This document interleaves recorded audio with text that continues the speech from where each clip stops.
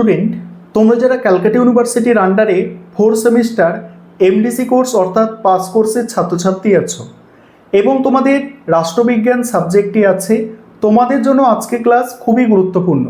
আজকে ক্লাসে তোমাদের CC4 পেপার অর্থাৎ ইন্ডিয়ান পলিটিক্যাল থট 1 এই পেপারের 100% কমনযোগ্য সাজেশান এবং একটি মক টেস্টের প্রশ্নপত্র অর্থাৎ মডেল কোয়েশ্চেন পেপার নিয়ে আলোচনা করব এবং তোমাদের আমি 15 নম্বরের প্রশ্ন প্রতিটা মডিউল থেকে 4টি করে প্রশ্ন রেখেছি।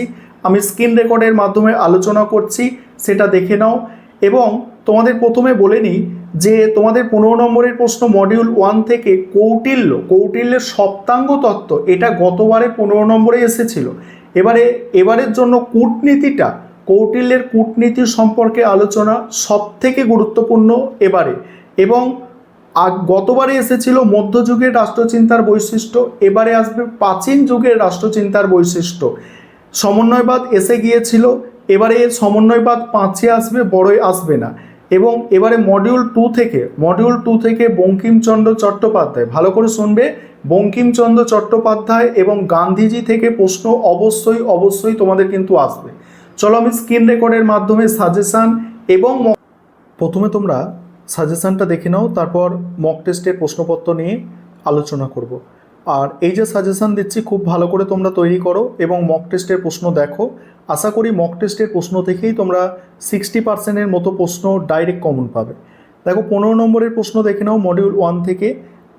দণ্ডনীতি, কৌটিল্যের দণ্ডনীতি সম্পর্কে বিস্তারিত আলোচনা। এই যে দণ্ডনীতি এবং কৌটিল্যের কূটনীতি, এই দুটি প্রশ্নের মধ্যে একটি প্রশ্ন অবশ্যই আসবে।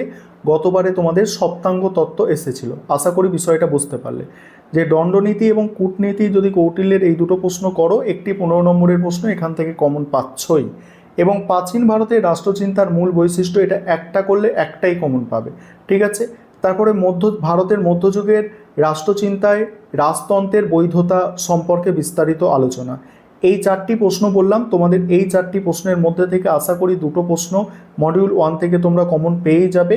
এবং সাপোর্ট হিসাবে তোমরা আরও দুটি প্রশ্ন দেখে রাখতে পারো যে মধ্যযুগের রাষ্ট্রচিন্তায় আবুল ফজল ও জিয়াউদ্দিন বাটনির অবদান, আর এটা সমন্বয়বাদ, কবিরের অবদান। সমন্বয়বাদ দিয়ে প্রশ্ন গতবারে এসেছিল, তবে এটা একটু ঘুরিয়ে ফিরিয়ে আমি দিয়েছি এখানে, এটা অতটা গুরুত্বপূর্ণ নয় তোমাদের জন্য।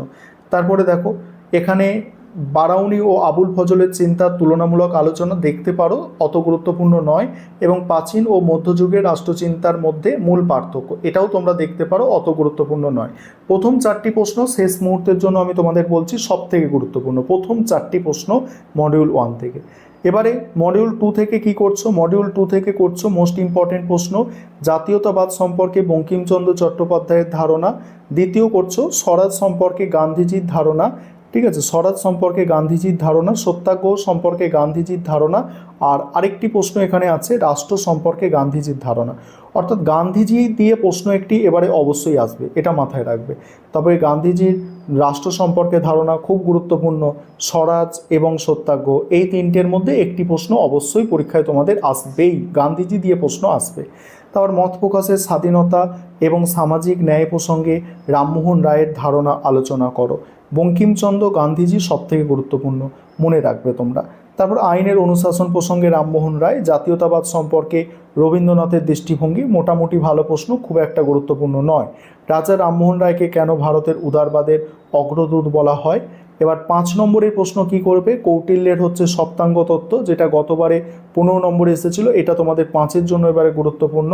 ভারতীয় রাষ্ট্রচিন্তায় সমন্বয়বাদ, এটা তোমাদের গতবারে 15 নম্বরে এসেছিল, এবারে 5-এর জন্য গুরুত্বপূর্ণ। আর মধ্যযুগের রাষ্ট্রচিন্তার বৈশিষ্ট্য, এটাও 5-এর জন্য খুব গুরুত্বপূর্ণ। কূটনীতি সম্পর্কে কৌটিল্য 5-এও আসতে পারে। এই 4টি প্রশ্ন 5 নম্বরে এখানে সব থেকে গুরুত্বপূর্ণ। তারপর দেখো বারাউনি ও আবুল ফজলের চিন্তার তুলনামূলক আলোচনা 5-এ দেখছো। তারপরে মধ্যযুগের রাষ্ট্রচিন্তায় আবুল ফজলের অবদান 5-এ দেখে যেতে পারো এবং একটা এক্সট্রা প্রশ্ন আছে 7 নম্বর, দেখতে পারো। তারপর মডিউল 2 থেকে দেখো, মডিউল 2 থেকে আছে জাতীয়তাবাদ সম্পর্কে রবীন্দ্রনাথের চিন্তা সংক্ষেপে আলোচনা করো। তারপরে আছে দেখো, তারপরে আছে জাতীয়তাবাদ সম্পর্কে স্বামী বিবেকানন্দের ভাবনার ওপরে টিকা।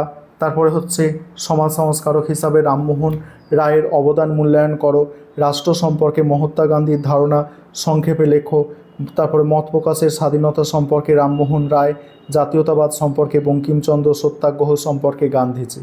এবার তোমাদের আমি মক টেস্টের প্রশ্নপত্র অর্থাৎ মডেল প্রশ্নপত্রটা দেখাচ্ছি, ভালো করে দেখো।